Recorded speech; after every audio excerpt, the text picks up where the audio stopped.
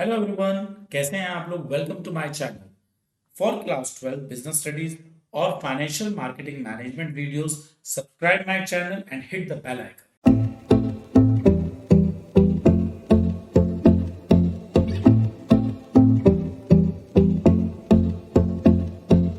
Hello everyone, कैसे हैं आप लोग। आज हम लोग मार्केटिंग का लेक्चर नंबर 4 ले रहे हैं और आज हमारा बहुत ही इंपॉर्टेंट टॉपिक और इस टॉपिक से बहुत सारी केस स्टडीज हमारी बनती है। तो इस लेक्चर को आप लास्ट तक सुनिएगा और होपफुली आपकी इससे रिलेटेड सारी केस स्टडी सॉल्व हो जाएंगी। तो लेट्स बिगिन द लेक्चर। आज हम लोग जो करने जा रहे हैं वो है हमारे functions of marketing. Marketing is concern with exchange of goods and services from producer to customer. अब तक हम लोगों ने ये बात बहुत अच्छे ढंग से सीखी है कि मार्केटिंग जो है कहीं ना कहीं सामान को प्रोड्यूसर से कस्टमर तक भेजने में जितनी भी हम एक्टिविटीज करते हैं उन सबका एक कंपाइल्ड पैकेज होता है और user in such a way that maximization the satisfaction of consumer needs. और कहीं ना कहीं हम लोग इसमें कस्टमर की नीड्स को भी ध्यान में रखते हैं। From the point of view management functions, number of activities are involved which had been described as below। मतलब हमारे पास मार्केटिंग में बहुत सारी एक्टिविटीज होती हैं और वो एक्टिविटीज कौन कौन सी होती हैं। ये टोटल 12 एक्टिविटीज है। देख के हल्का सा घबराहट हो रही है? बिल्कुल भी नहीं। लेक्चर के लास्ट तक आपको एक एक पॉइंट बहुत अच्छे ढंग से समझना है। So let's begin. हम लोग मानते हैं सबसे पहले gathering and analysing market information. कैसे? Today's digital age, companies often use interactive websites to gather customer opinion before making important decision। आज के डेट में क्या हो गया है, कंपनीज मार्केट में किसी भी प्रोडक्ट को लॉन्च करने से पहले एक सर्वे करती है और डिजिटल ईरा के अंदर सर्वे बहुत इजीली हो जाता है और कस्टमर की नीड एंड वांट्स का भी कंपनीज को पता लग जाता है। Think of a popular Hindi TV news channel that asks viewer to choose which news story they want to hear at prime time through SMS। अब एक हिंदी न्यूज चैनल ने या हिंदी टीवी ने एक सर्वे करा और कस्टमर से पूछा कि प्राइम टाइम पर वो कौन सा सीरियल या न्यूज देखना चाहते हैं। This ensure viewer get to listen to the news they are interested in. और इससे टीवी चैनल को ये पता लग गया कि कस्टमर किस टाइप की न्यूज सुनना चाहते हैं। Marketer plays a crucial role in collecting and understanding market information। Marketeer का मेन काम ये होता है मार्केट की इंफॉर्मेशन को कलेक्ट करना। This helps identify customer need and make decision for successful product। अब जब आपको ये पता लग गया कि कस्टमर की नीड्स क्या है, आपने मार्केट की पूरी इंफॉर्मेशन को गैदर कर लिया, तो कहीं ना कहीं it will help you to make decision for successful product promotion. आप अपने प्रोडक्ट के प्रमोशन को बहुत ही सक्सेसफुली कर सकते हैं। For example, with the predicting growth in areas like internet and cell phone, companies must analyse their strength and weakness to decide where to expand. अब इन्होंने बड़ी कंपनीज ने मार्केट में सर्वे करा, इंफॉर्मेशन को गैदर करा और इन्हें पता लगा इंटरनेट और सेल फोन के फील्ड में बहुत ज्यादा ग्रोथ हो सकती है। तो कहीं ना कहीं इन्होंने उस फील्ड में कंपनीज ने स्ट्रेंथ और वीकनेस इन सबको देखकर डिसाइड करा कि कंपनी अपने प्रोडक्ट को कहां और कैसे एक्सपेंड करे। Now the second is marketing plan. देखो, कंपनी ने सारी की सारी इंफॉर्मेशन गैदर कर ली कि स्मार्टफोन्स जो हैं किस टाइप के कस्टमर को चाहिए, किस जगह ज्यादा डिमांड है। अब सेकंड नंबर पर आता है marketing plan. Imagine a company that sells colour TV. एक कंपनी कलर टीवी बेच रही है। If they currently have a 10% market share and want to increase it to 20%। इस कंपनी का आज की डेट में सिर्फ 10% शेयर है और वो ये चाहते हैं कि हम लोग 20% ले आए इन द नेक्स्ट 3 इयर्स। मतलब जितना आज शेयर है उसका डबल जो है अगले 3 साल में कंपनी का हो जाए। They need a solid marketing plan. उनके पास एक बहुत अच्छा मार्केटिंग प्लान होना चाहिए। मतलब अगले 3 साल में उनकी सेल गिरे भी ना और बल्कि डबल हो जाए। This plan would cover important aspect like increasing production. अब इस प्लान में वो क्या क्या चीजें कवर करेंगे? प्रोडक्शन इंक्रीज करना, प्रमोट करना और इसके अलावा स्पेसिफिक एक्शंस लेना अपने टारगेट को पूरा करने के लिए। तो मार्केटिंग प्लानिंग क्या हुआ? Marketing planning is a crucial task for a marketer. Marketing planning एक बहुत ही क्रूशियल टास्क है किसी भी मार्केटियर के लिए।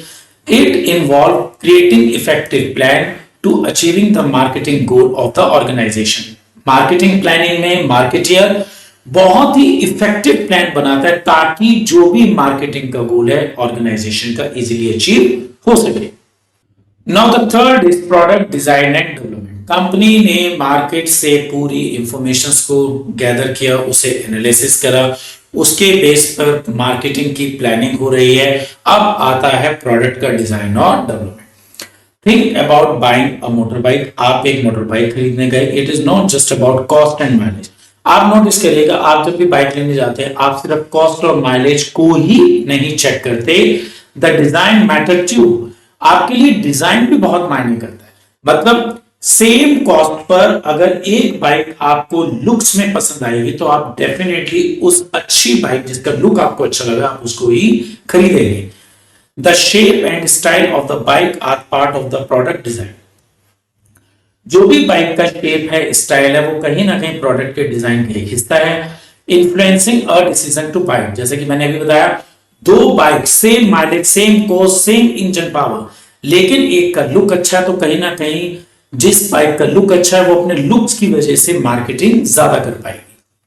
This is a crucial part of marketing where decisions are made about how a product looks and works. ये सबसे crucial decision है। आपको देखिएगा मार्केट में बहुत सारे प्रोडक्ट, बहुत सारी कार्स, नंबर ऑफ कार्स ऐसी थी जिनकी क्वालिटी बहुत अच्छी थी, इंजन बहुत पावरफुल थे, एसी बहुत अच्छा था, ड्राइविंग एक्सपीरियंस बहुत अच्छा था, लेकिन उनके लुक्स अच्छे नहीं थे तो मार्केट में वो बहुत ज्यादा नहीं चल पाए। Good design makes a product attractive and competitive in the market.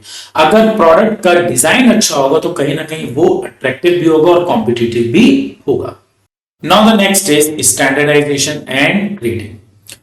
ये हमारा मोस्ट इंपॉर्टेंट टॉपिक है और आपको इनके पहले अलग अलग मीनिंग बताने पड़ेंगे इस पैराग्राफ के अंदर।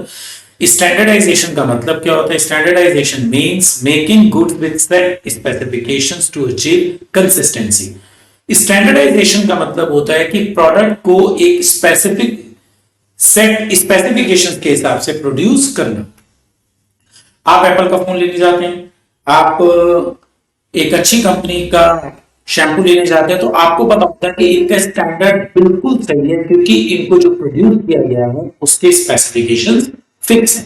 It ensures buyer that products meet predetermined standard in quality की प्रोडक्ट जो होगा क्वालिटेटिव होगा, प्राइस भी सही होगा और पैकेजिंग भी अच्छी होगी, reducing the need for extensive testing. और एक अच्छे प्रोडक्ट, एक अच्छे स्टैंडर्डाइज प्रोडक्ट का लैब टेस्ट कराना या उसको चेक करने की भी जरूरत नहीं पड़ेगी। अब ग्रेडिंग क्या होता है? Grading is classifying product based on important characteristic like quality और साइज। आप देखिएगा ग्रेडिंग का मतलब होता है उसकी क्वालिटी के हिसाब से उसको अलग अलग ग्रुप में डिवाइड करना।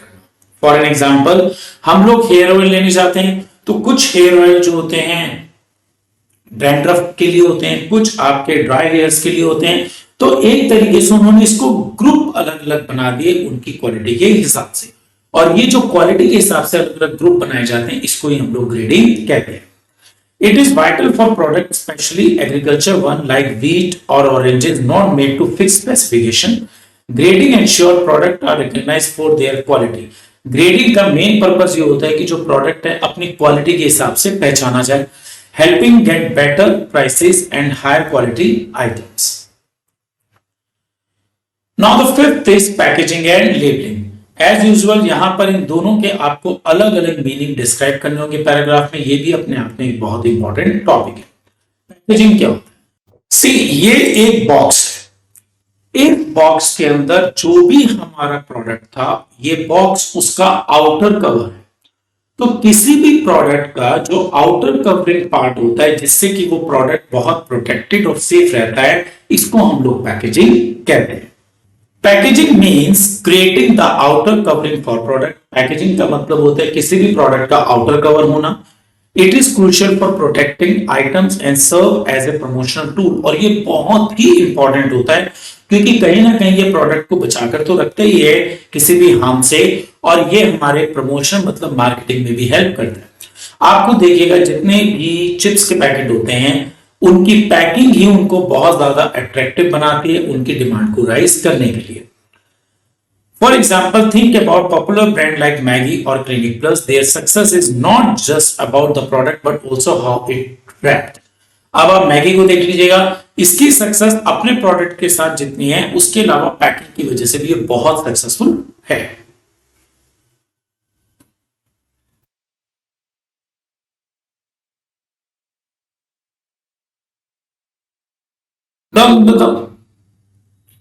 Now the next is labelling. अभी मैंने आपको ये बॉक्स दिखाया था, इस बॉक्स के अंदर जो भी प्रोडक्ट था वो प्रोडक्ट इस बॉक्स के अंदर सेव था, इसे हम कहते हैं पैकेजिंग। लेकिन इस बॉक्स पर जो भी इंफॉर्मेशन है, चाहे वो कंपनी का नाम है, प्रोडक्ट को यूज करने के स्पेसिफिकेशन है, एक्सपायरी या जो भी इंफॉर्मेशन इस प्रोडक्ट के रिलेटेड इस बॉक्स के ऊपर दी गई है उसे हम लोग कहते हैं लेबलिंग। मतलब प्रोडक्ट की जो पैकिंग पेपर के ऊपर इंफॉर्मेशन होती है वो लेबलिंग, चाहे वो रिलेटेड टू कंपनी हो, उसकी एक्सपायरी डेट हो, कुछ भी हो, और प्रोडक्ट का किसी एक आउटर लेयर में पैक होना, that is known as packaging. Labelling is design the tag और graphic on the package. Package के ऊपर जो भी हमारा टैग मटेरियल प्रिंट होता है या ग्राफिक्स होते हैं, it can be simple tag और something more label like those on Uncle Chips, Colgate toothpaste are essential for buyer to identify assess the product। अब पैकिंग के ऊपर हम अंकल चिप्स का नाम देखकर या कोलगेट टूथपेस्ट का नाम देखकर ही हम इनको आइडेंटिफाई कर पाते हैं। तो लेबलिंग का मतलब क्या हो गया, प्रोडक्ट के आउटर लेयर के ऊपर जो प्रोवाइडेड इंफॉर्मेशन होती है।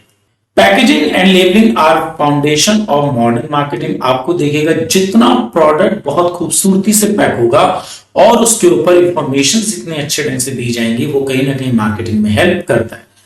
Packaging safeguard product and act as a promotional tool. Packaging से प्रोडक्ट सेफ तो रहता ही है, एडवर्टीजमेंट में भी हेल्प मिलती है, और बायर ऑफन जज product quality bye it's packaging. और ज्यादातर केस के अंदर क्या होता है, जिस प्रोडक्ट की पैकेजिंग बहुत अच्छी होती है तो कंज्यूमर ये मान के चलते हैं प्रोडक्ट भी अच्छा ही होगा। Now the next is branding. Actually हम लोग जब भी कभी मार्केट में कोई प्रोडक्ट लेने जाते हैं तो याद रखिएगा दो नाम होते हैं, एक होता है जेनरिक नेम और एक होता है ब्रांड नेम। दोनों में क्या डिफरेंस है? जेनरिक नेम का मतलब हो गया किसी भी प्रोडक्ट की कैटेगरी का नाम। लाइक आप दुकान पर गए हैं और आप वहां पर जाकर कहते हैं कि मुझे रिस्ट वॉच दिखा दीजिएगा, ये एक जेनरिक नेम है। लेकिन अगर आप ये कहते हैं कि मुझे टाइटन की या रेडो की रिस्ट वॉच दिखा दीजिएगा, ये एक ब्रांड नेम है। जेनरिक नेम में हम पूरे प्रोडक्ट की कैटेगरी को इंक्लूड करते हैं। लाइक रिस्ट वॉच तो सारी रिस्ट वॉच आ गई, चाहे वो किसी भी कंपनी की हो, और ब्रांड नेम के अंदर आ जाता है कंपनी का नाम, सच एज रोटोमैक पेन या Polar fans. Brands can differentiate building customer loyalty and boost sale. अलग अलग ब्रांड जो है अलग अलग कस्टमर्स के माइंड में फीड होते हैं और वो कहीं ना कहीं कस्टमर्स को अट्रैक्ट करते हैं सेल को रिपीट करने के लिए। Deciding on A branding strategy, unique name for each product और वन ब्रांड फॉर ऑल। जब भी कोई भी कंपनी अपना नेम, ब्रांड नेम डिसाइड करता है, उसकी स्ट्रेटेजी बनाती है, तो वो हमेशा ब्रांड नेम यूनिक रखते हैं और ये ही किसी भी कंपनी के लिए बहुत ही क्रूशियल टास्क होता है। Like Philips for bulb, tube and TVs. Picking the right brand name is vital for a product success. अगर आप एक अच्छा ब्रांड नेम डिसाइड करते हैं, सेलेक्ट करते हैं, तो वो किसी भी प्रोडक्ट के लिए बहुत अच्छा माना जाता है। For instance think of a popular brand like Apple और Nike. Now the seventh is customer support services. आपको देखिएगा मार्केटिंग में क्या सिर्फ हम सामान जब बेच देते हैं क्या मार्केटिंग वहां पर पूरी हो जाती है? बिल्कुल भी नहीं। अरे भाई सामान बेचा है, उसके बाद उस प्रोडक्ट में अगर कोई फॉल्ट आता है या उस प्रोडक्ट की हैंडलिंग में कोई प्रॉब्लम आती है तो वो प्रोडक्ट के बारे में किससे कस्टमर बात करेगा? तो उसी के लिए कंपनी ने अपने कस्टमर सपोर्ट सर्विसेज खोले हुए हैं, जो सामान बिकने के बाद आपको एक कस्टमर केयर का नंबर कंपनी प्रोवाइड कराती है कि बाद में अगर कोई भी प्रॉब्लम आती है तो आप कस्टमर केयर पे कॉल करके अपने प्रोडक्ट से रिलेटेड प्रॉब्लम को सॉल्व कर सकते हैं। Imagine you order a pair of shoe online. आपने एक पेयर ऑफ शू का ऑर्डर दिया online, they arrive with a small defect, और जब वो शू आपके यहां आया उसमें छोटा सा डिफेक्ट था। A good company will quickly fix the issue and replace the shoes। अब आप क्या करेंगे? कंपनी के कस्टमर केयर पे कॉल करेंगे और कंपनी इस प्रॉब्लम को बहुत जल्दी फिक्स कर देगी, एंश्योरिंग यू आर हैप्पी। और कंपनी का मेन मोटिव होगा कि कस्टमर खुश रहना चाहिए। कस्टमर मतलब आप खुश रहने चाहिए। So give a smile. Suppose you buy a dress but it doesn't quite fit right. आपने ड्रेस खरीदी और वो आपको फिट नहीं आ रही है। The store happily lets you exchange it for the correct size, और स्टोर ने आपको उस प्रोडक्ट को चेंज करके, उस ड्रेस को चेंज करके करेक्ट साइज की नई dress the, making sure you leave satisfied. और मेन स्टोर मालिक का पर्पज ये है कि कस्टमर सेटिस्फाइड रहना चाहिए। बाइंग अ कार, आप सपोज करिए एक कार खरीद रहे हैं। The company doesn't just sell it to you, company आपको सिर्फ कार बेच ही नहीं रही है, they also offer services to keep it running smoothly and sure your investment last. Company आपको आफ्टर सेल सर्विसेज दे रही है ताकि कार की जो वर्किंग है वो बहुत स्मूथ चलती रहे और कार बहुत अच्छे ढंग से काम करती रहे। ये सब एग्जाम्पल इस बात को इंडिकेट कर रहे थे कि जब भी कंपनी मार्केटिंग के फंक्शंस की बात करती है तो सिर्फ प्रोडक्ट को बेचना इंपॉर्टेंट नहीं होता, प्रोडक्ट को बेचने के बाद जो उसकी सर्विसेज दी जाती हैं वो भी मार्केटिंग फंक्शंस का एक हिस्सा है। और उन सब सर्विसेज का मेन एक मोटिव है कस्टमर को खुश करना। अब कस्टमर सपोर्ट सर्विसेज क्यों इंपॉर्टेंट है? Making customer really happy is the goal. किसी भी कंपनी का मेन टारगेट होता है कस्टमर को खुश रखना। This brings them back for more purchase and makes them love a brand for a long term. अगर कस्टमर सेटिस्फाई होगा तो अपनी परचेज को वो दोबारा रिपीट करेगा। So if you buy something and the company helps you out and make you happy, you will like come back and stick with that brand. अगर customer ने आपकी प्रॉब्लम्स को सॉल्व कर दिया, आप दोबारा से उस कंपनी के प्रोडक्ट को खरीदेंगे और आप उस ब्रांड की सेल को रिपीट करेंगे। That what makes these services super important in marketing. और मेन इन्हीं सर्विसेज का यही टास्क होता है मार्केटिंग के अंदर, to make satisfy customer to repeat the sale.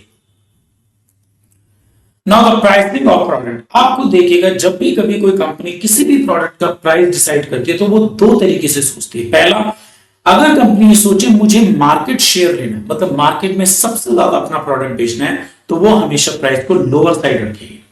और अगर कंपनी ये सोचती है कि नहीं मुझे तो प्रोडक्ट सिर्फ एक एलीट ग्रुप को देना है और बहुत क्वालिटेटिव प्रोडक्ट देना है, तो कंपनी जो है प्रोडक्ट का रेट अपर साइड रखेगी। ऐसे ही अगर कंपनी ये सोचेगी कि मुझे पर यूनिट प्रॉफिट बहुत कम कमाना है तो वो प्राइस कम रखेगी। और अगर कंपनी सोचेगी कि मुझे पर यूनिट प्रॉफिट बहुत ज्यादा कमाना है तो प्राइस को बहुत ज्यादा रखेगी। Think about a new phone, if it is affordable lots of people might want to get it. आपने एक नए फोन के बारे में सोचिएगा और अगर वो अफोर्डेबल है, मतलब बजट फ्रेंडली है, तो लोग बाग उसे डेफिनेटली खरीदेंगे। But if it is superior expensive, only a few might be willing to pay that. लेकिन अगर वो ही मोबाइल बहुत कॉस्टली होगा, लाइक वो 10,000 की बजाय 10 लाख का होगा, तो आप खुद सोचिए कितने लोग उसे मार्केट में खरीदेंगे? बहुत कम लोग खरीदेंगे। Price of product refers to the amount of money customer have to pay to obtain a product. Price का मतलब होता है वो पैसा जो कस्टमर अपने प्रोडक्ट के लिए कंपनी को पे कर रहा है। The price really matter for a product success. Price जो होता है किसी भी प्रोडक्ट की सक्सेस के लिए बहुत जरूरी है। If the price is low more people want to buy, अगर प्राइस कम है तो ज्यादा लोग खरीदेंगे। If it is too expensive fewer people might to buy, और अगर ये बहुत महंगा होगा तो बहुत ही कम लोग इसको खरीदेंगे। Now promotion, imagine a new video game, the company might advertise it on TV. एक कंपनी ने नया वीडियो गेम बनाया है और कंपनी क्या कर रही है, टीवी पर उसका एडवर्टाइजमेंट दे रही है। Has someone at a game store personal selling talk to you about how fun it is? अब होता क्या है, कंपनी पर्सनल सेलिंग के थ्रू भी उस गेम को ज्यादा से ज्यादा बेचना चाहती है और जो सेलमैन है वो आपको समझा रहा है it is very good and fun to play the game. Get some game reviewer to write about it.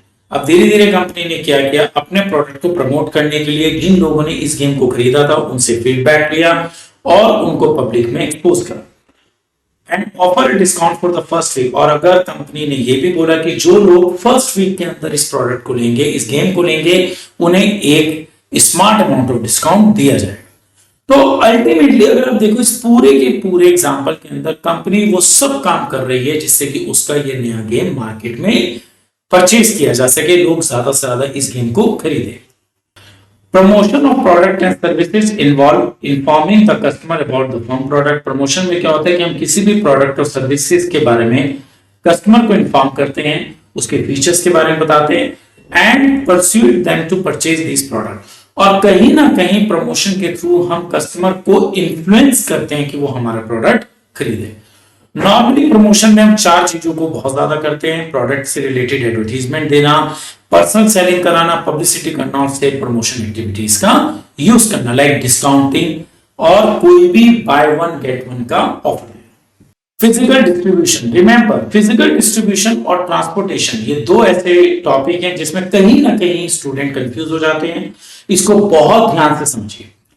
देखो, जाहिर बात है, जब किसी कंपनी ने कोई प्रोडक्ट बनाया, चाहे वो स्मार्टफोन्स बनाए हैं, कुछ भी बनाया है, उसे मार्केट में बेचेंगे तो अब उसे मार्केट में बेचने के लिए कस्टमर तक वो कैसे पहुंचे, उसको कहते हैं हम लोग physical distribution. When companies sell stuff, it is not just about making the product, they also need to get it to you. एक कंपनी ने प्रोडक्ट बनाया, खाली प्रोडक्ट बनाने किसी कंपनी का मोटिव नहीं होता, कस्टमर तक हो जाए, कस्टमर के घर तक वो प्रोडक्ट पहुंचे, ये भी कंपनी का मोटिव होता है। This is called managing the physical distribution, और इसी को हम लोग फिजिकल डिस्ट्रीब्यूशन कहते हैं। It involve two big decision. Physical distribution में हमेशा दो बहुत बड़े डिसीजन लिए जाते हैं। First, choosing the right middle people, कि जब हम प्रोडक्ट को लोगों तक पहुंचाएंगे तो कंपनी, रिटेलर, होलसेलर, जिन जिन मीडिएटर्स के थ्रू पहुंचाएगी वो सही होने चाहिए।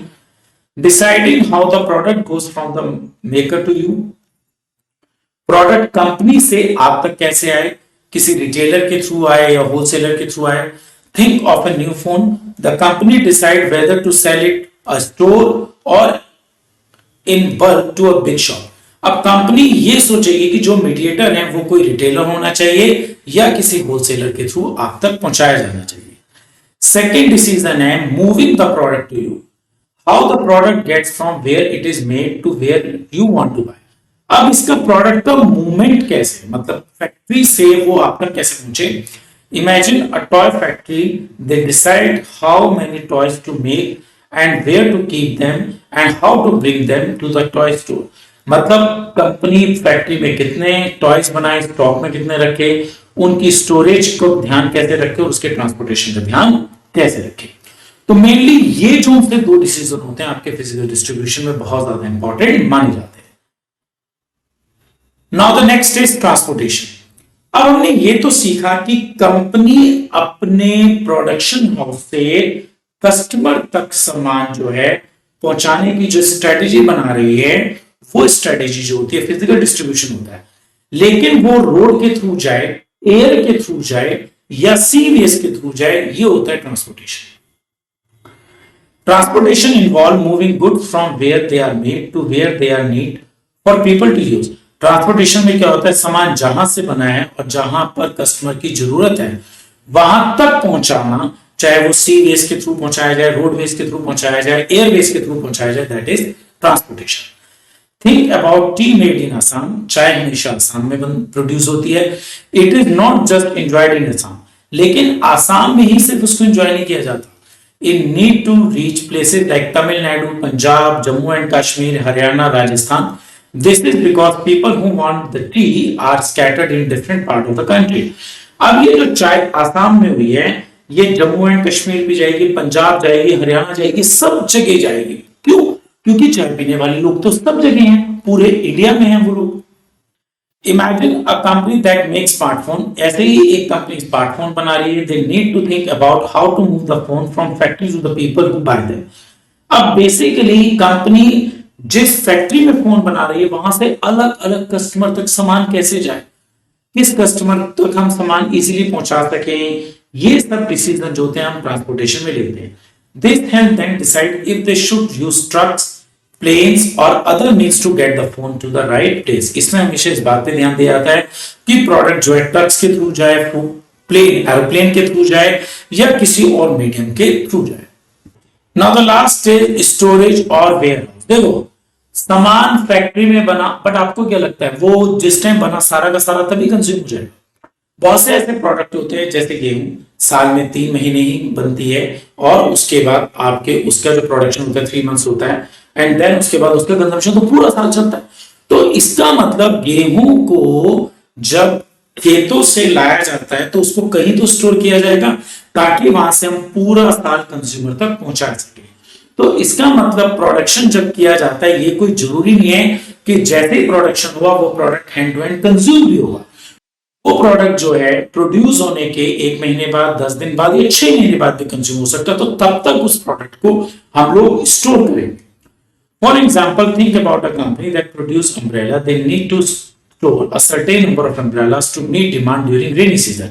एक कंपनी अम्ब्रेला बना रही है, अब रेनी सीजन में जब अम्ब्रेला की डिमांड होगी तो ऐसा तो नहीं होगा कि कल बारिश हुई और आज फैक्ट्रीज के अंदर अम्ब्रेला बनने शुरू हो जाएंगे, बिल्कुल भी नहीं होगा। अम्ब्रेला की जो प्रोडक्शन होगा रेनी मंथ से कुछ महीने पहले हो जाएगा, लेकिन अभी वो बिकेंगे तो नहीं क्योंकि बारिशें तो शुरू नहीं हुई। अब तब तक जब तक वो नहीं बिकते हैं, कंपनी उनको अपने स्टोर हाउस में रखेगी। Even if they produce them throughout the year, warehousing allow them to have enough umbrella in stock to be prepared for increased demand when it start raining unexpectedly.